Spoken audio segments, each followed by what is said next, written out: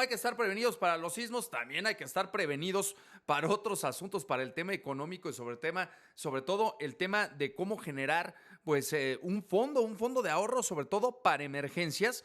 Y es por esto que nos vamos a enlazar en estos momentos con Denise Montesinos, quien es presidenta de Mujeres en Finanzas y también es colaboradora de este programa de A las 9:1, y nos va a dar toda la información y todos los tips de cómo crear un fondo de ahorro de emergencia. Denise, que también es muy importante. ¿Cómo estás? Buenos días. Muy buenos días, Pablo. ¿Y qué tal, auditorio? Buenos días. Pues bueno, Denise, Importantísimo. Ujú. ¿por dónde empezamos, digamos, ¿no? Para poder crear este fondo de ahorro para emergencias.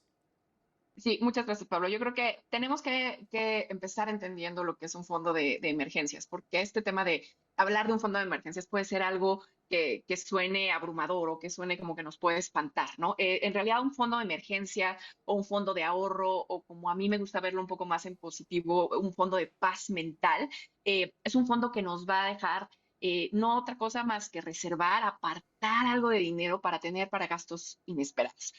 Cuando estos pasan, cuando estos gastos inesperados llegan a suceder, el fondo de ahorro nos deja recuperarnos aún más rápido de lo que nos recuperaríamos sin tener este dinero adicional o teniendo que tomar deuda.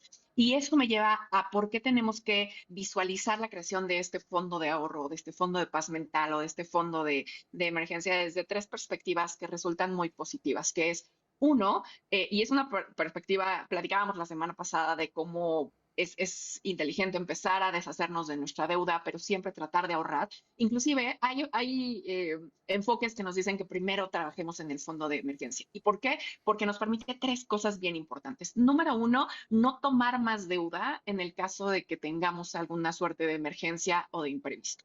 El número dos, saber que tenemos más tranquilidad atrás, más paz mental, cuando sabemos que tenemos recursos guardados en caso de que algo se presente.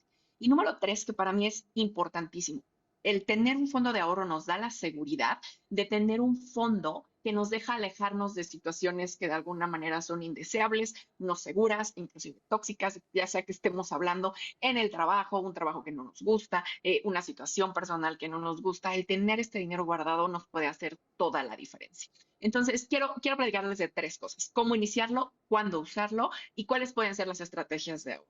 Lo primero, y para iniciar, y lo que es importante para cualquier perspectiva de ahorro como este fondo, es establecer un objetivo. Tenemos que saber cuál es la meta que estamos queriendo buscar cuando estamos estableciendo este objetivo. Quiero prepararme para gastos médicos inesperados, quiero prepararme para algún imprevisto con las cosas de la casa, con mi automóvil. Tengo que establecer esa meta y definir cuánto dinero quiero tener al final de mi objetivo guardado. Y después determinar con base en el presupuesto del que hemos estado hablando cuánto puedo ahorrar para ese fondo de manera quincenal, semanal, anual, para poder determinar cuánto tiempo voy a tardar en llegar a ese objetivo. Y lo siguiente es buscar hacer contribuciones de manera constante y revisar el fondo con regularidad. ¿Por qué? Porque nos merecemos premiarnos y nos merecemos felicitarnos por estos avances que se están haciendo. Eh, y luego, ¿cuándo usarlo? Yo creo que un punto importante es cuándo puedo usar este fondo. Lo que yo tengo que definir primero, y la recomendación es que definamos primero qué es una emergencia, ¿no? Definamos para nosotros qué es una emergencia y qué es lo que va a hacer que yo pueda tomar dinero de ese fondo, para poder ser consistentes con esa idea que tenemos de una emergencia y poder seguir abonándole a ese dinero. ¿Y qué es lo más importante? Pues bueno, no tenemos que tener miedo. Una vez que tenemos este fondo de ahorro, este fondo de paz mental, este fondo de emergencia, no tenemos que tener miedo de usarlo cuando se presente, ya sea para el objetivo que teníamos, al que estamos tratando de apegarnos, o para otro imprevisto precisamente, ¿no? Porque se vuelve parte del objetivo. ¿Y cómo lograr el ir poniendo dinero? Hemos platicado que el ahorro se da de a poco, no necesitamos empezar con ahorros importantes. Pensemos en el ahorro y en empezar a separar este dinero como que es un músculo que tenemos que ir ejercitando. Y que no importa si tenemos que ahorrar un peso o si podemos ahorrar 10. ¿Qué es lo importante? Punto número uno como estrategia: buscar ser consistente en este ahorro, revisar y ajustar mis gastos. Eh, ¿Qué es esto? Pues justo el poder ajustar ciertos gastos, ciertos servicios, de tal manera que esos pequeños sobrantes vayan siendo parte de este fondo. aprovechar los extras en esta época de devolución de impuestos, cuando nos llega la PTU, cuando cae algo de dinero por un bono, por algún trabajo extra. Hay que aprovechar ese dinero adicional para poderlo poner en nuestro fondo de ahorro también e incrementar ese monto y un poco engañar, si quieren, al cerebro para ahorrar. Decir, ok, un café de los que me iba a tomar yo a la semana va a ser para el fondo. Entonces, ¿qué va a suceder? Que en lugar de tomarnos un café a la semana, el equivalente de ese café, los 20, 30, 40 pesos del café, lo ponemos en el fondo de ahorro. Y de a poco, con ese seguimiento, vamos a ir viendo que el dinero va creciendo.